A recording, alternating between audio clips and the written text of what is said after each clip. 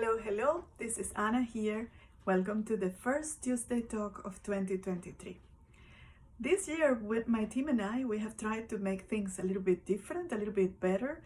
And one of the things that we have done is that along with my blog entry for this month, we have also included 3 articles, a few news and some inspiring content that we have picked up in the last end of the year 2023 and the beginning of this year, and we are hoping that this reading and this information is provocative, is informative, it is useful and valuable for those of you reading the Tuesday talk.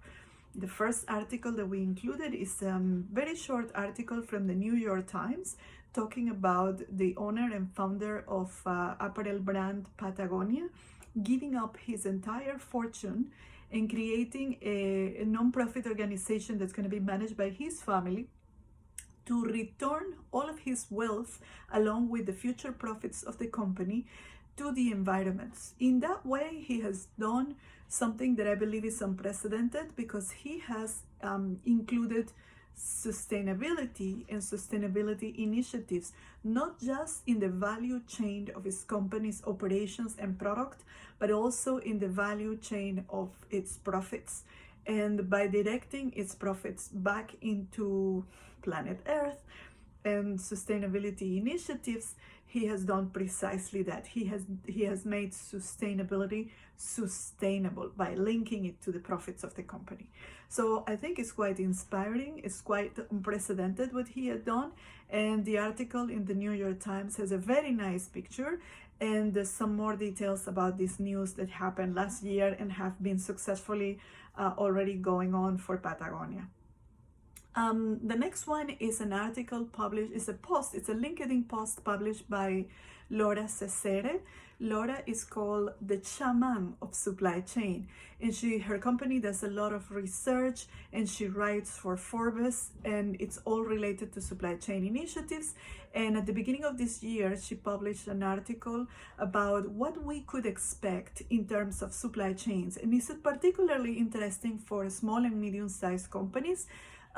It has about 5 or 6 elements that we should watch out for, but my take, warning, my take on it, or my favorite ones, is the focus on inventory and the focus on cost initiatives that are going to basically monitor our how we are doing our demand planning and how we are using our cash when it comes to buying inventory and holding inventory and making sure that our inventory numbers are correct and that are being directed to the products that the market really wants. So that how we can maximize that equation between analyzing our demand and directing our resources to the right level of inventory and the right product in our inventory.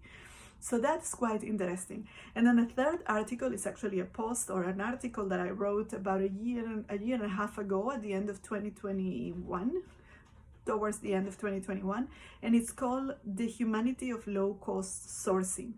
And it is a subject that is very close to my heart, and it continues to be close to my heart because I believe that when we are dealing with suppliers that are located in the other side of the world, in small cost countries, we tend to not see, because we are not able to see their realities and we are not able to see their society and their culture, and that often gets in the way of understanding how they behave and why they behave in certain ways.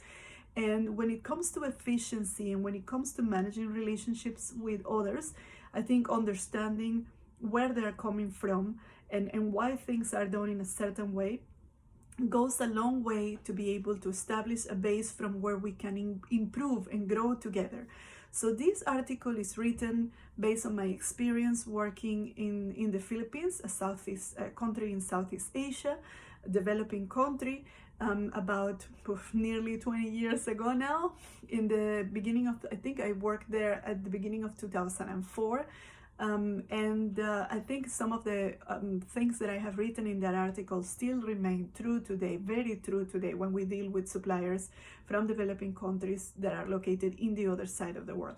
And I think it's also useful if you are like myself, come from a developing country, to realize how the things that we consider normal, that we probably don't see, that are part of our culture and part of our upbringing, can impact how we act as supplier of other companies.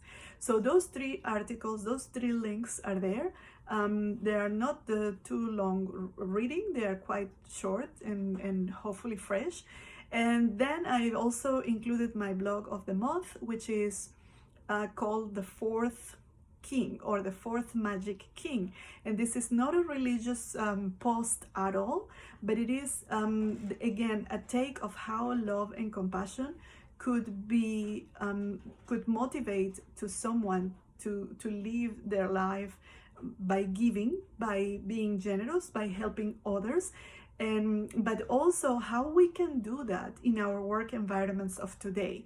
You know, this is a story that is very, very old. It's a legend that is very old, but how can we take from that legend, which I think is a very beautiful one, and I hope that you like it, how can we take from that legend and then incorporate it in our daily lives? How can I be a leader that treats others with love and compassion and still being considered strong and capable of leading? How do I avoid being considered too weak or you know, not strong enough to lead? So there you go. That's the Tuesday talk of the first Tuesday talk of 2021, and I hope that you like it, and I hope that you send me some comments about what we can do better. I'm always open to suggestions. I'm always open to learn. And in the meantime, I leave you and I wish you the best rest of the day. Bye bye.